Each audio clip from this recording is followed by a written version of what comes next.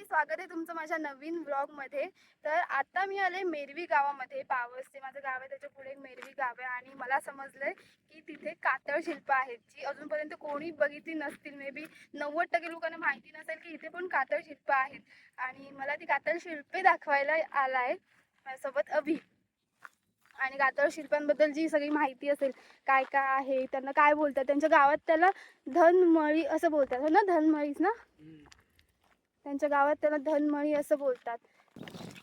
तर मंडळी, आम्ही येत होतो रस्त्यामध्ये तेव्हा आम्हाला हे दगडी रचलेल्या दिसल्या।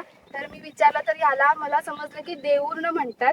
जेव्हा पूर्वी लोक गवत किंवा लाकडं वगैरे घेऊन यायची आणि अर्धवट त्यांना इथे ठेवून त्यांना पुढे जायचं असेल, तेव्हा ती या दगडांच्या वरती गवत ठेवायचे किंवा लाकडं आहेत ती ठेवायची आणि घरी जायचे।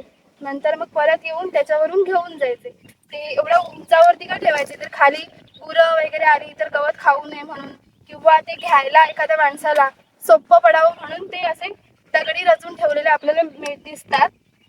डोंगरावरती असे वेगवेगळ्या ठिकाणी दिसतात ते गुरं पितात ताल। ह्याच्यात पाणी साचल्यावरती गुरं पितात, त्याला ताल बोलतात। आपण त्या ठिकाणी आलोय जिथे कातळ शिल्प आहे। तिकडून आता 2 मिनिटाचंच अंतर आहे, तर पाहूया चला कसे दिसतात ते। मंडळी आपण त्या ठिकाणी पोहोचलोय जिथे कातळ शिल्प आहेत किंवा खोदचित्र म्हणतात त्यांना। पण ती आता खूप वर्ष झाली आहेत त्याला, त्याच्यामुळे ती बुजली आहेत। मी तुम्हाला एक एक करून दाखवते, कदाचित तुम्हाला असं समजेल।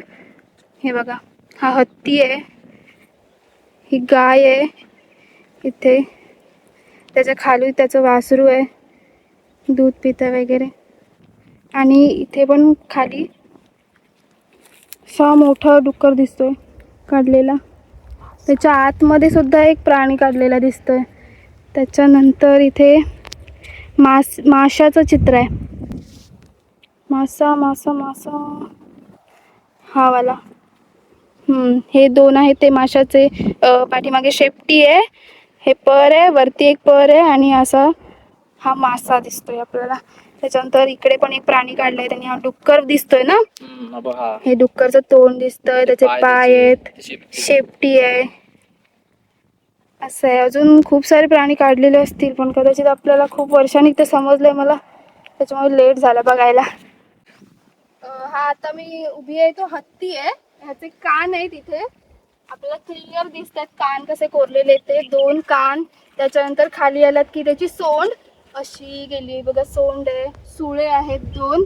त्याच्यानंतर पाय आहे, तिथे पण एक पाय आहे आणि ती शेपटी आहे, म्हणजे झाला वाटतं त्याचा हत्तीचा।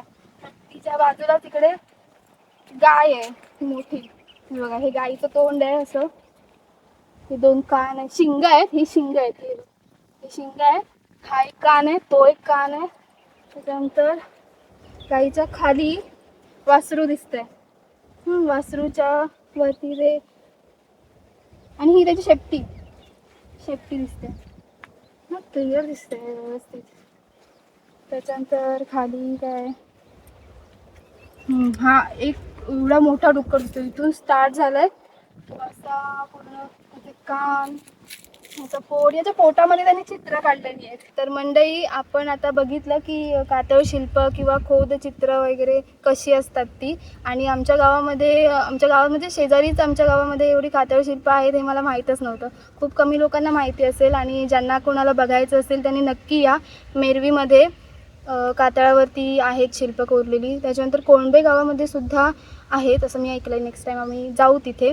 आणि या भागाला धनमळी असं म्हणतात या गावातली लोक, कारण इथे शेती वगैरे करायचे, इथे मळे आहेत, शेती करायचे। आणि त्यांची अशी समज आहे की इथे पूर्वीकालीपासून कातळ शिल्प कोरली आहेत माणसांनी, तर तिथे काही धन वगैरे असेल अशी समज आहे इकडच्या माणसांची।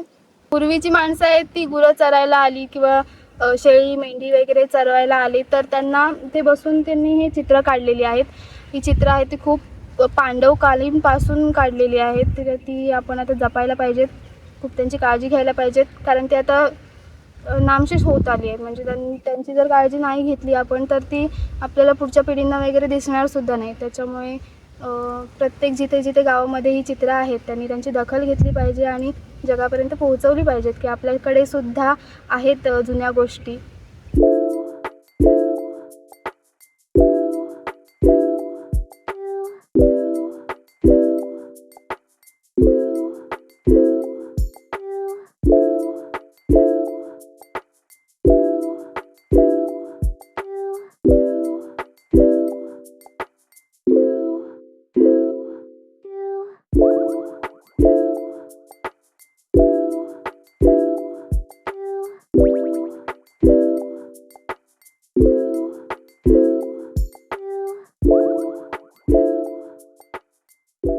मगाशी आपण बघितला देऊर्ण होता तो छोटा होता आणि ऍक्च्युली देऊर्ण असतात एवढे उंच, म्हणजे याचे पण दगडी इकडे आणि तिकडे असे पडलेत, म्हणजे ते माझ्या डोक्यापर्यंत येतील इथपर्यंत त्यांनी ते रचून ठेवले. जागोजागी आपल्याला डोंगरावरती असे दगडी रचलेली दिसतील.